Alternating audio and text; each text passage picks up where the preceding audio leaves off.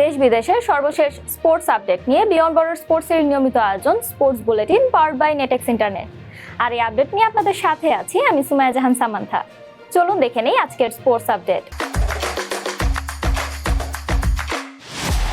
জিম্বাবুয়ের কাছে একমাত্র টেস্টে ইনিংস ও 85 রানে হেরে 1-0 ব্যবধানে সিরিজ হেরেছে বাংলাদেশ। প্রথম ইনিংসে 270 রানে পিছিয়ে থেকে নিজেদের দ্বিতীয় ইনিংসে 185 রানে অল আউট হয়ে পরাজয় মেনে নেয় বাংলাদেশ।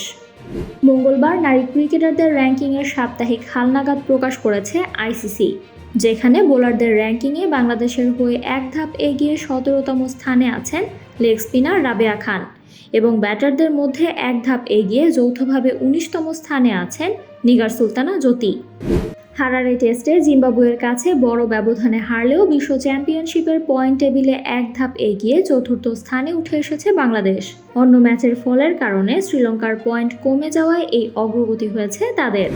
ইকুয়েডরকে 2-0 গোলে হারিয়ে 40 বছর পর বিশ্বকাপের নকআউট পর্বে জয় পেল মেক্সিকো, যেখানে মেক্সিকোর হয়ে গোল করেন হুলিয়ান কিনিওনেস ও রাউল হিমিনেজ। এছাড়া এই জয় বিশ্বকাপে আজতেকা স্টেডিয়ামে টানা 10 ম্যাচ অপরাজিত থাকার রেকর্ড ধরে রাখে মেক্সিকো। বিশ্বকাপ থেকে নেদারল্যান্ডসের বিদায়ের পর পদত্যাগ করেছেন প্রধান কোচ রোনাল্ড কোম্যান। আজ সামাজিক যোগাযোগ মাধ্যমে দেওয়া এক আবেগঘন বার্তায় এই সিদ্ধান্তের কথা জানান কোম্যান। পরে বিষয়টি নিশ্চিত করে royal Dutch football association.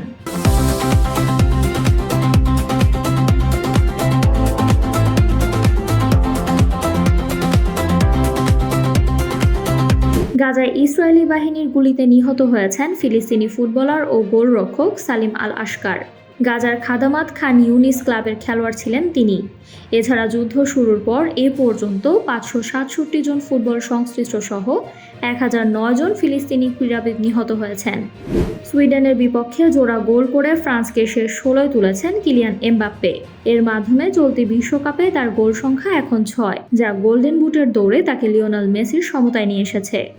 West ইন্ডিজকে 8 উইকেটে হারিয়ে নারী টি-20 বিশ্বকাপের ফাইনালে উঠেছে অস্ট্রেলিয়া, যেখানে আগে ব্যাট করে 126 রানের লক্ষ্য দেয় ওয়েস্ট ইন্ডিজ।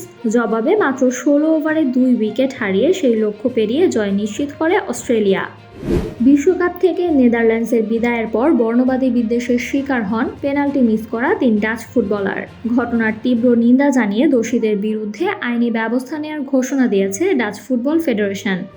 হ্যামস্ট্রিং চোট কাটিয়ে অনুশীলনে ফিরেছেন মিশরের অধিনায়ক মোহাম্মদ সালাহ। ফলে অস্ট্রেলিয়ার বিপক্ষে বিশ্বকাপের শেষ 32 ম্যাচে তার খেলার সম্ভাবনা অনেকটাই বেড়েছে। এই ছিল আমার হাতে থাকা সর্বশেষ স্পোর্টস আপডেট। নিয়মিত স্পোর্টসের সব আপডেট পেতে কানেক্ট থাকুন আমাদের সাথে, আর বাফার ফ্রি ইন্টারনেট পেতে কানেক্ট করুন নেটেক্স ইন্টারনেট। এছাড়া আমাদের সাপ্তাহিক cricket analysis show the analyst angle এবং football show football freak show দেখার আমন্ত্রণ জানিয়ে বিদায় নিচ্ছি আমি সামান্থা। আরো আপডেট পেতে সাবস্ক্রাইব করুন আমাদের ইউটিউব চ্যানেল এবং ক্লিক করুন বেল আইকন। ফলো করুন টিকটক ও ফেসবুক পেজে।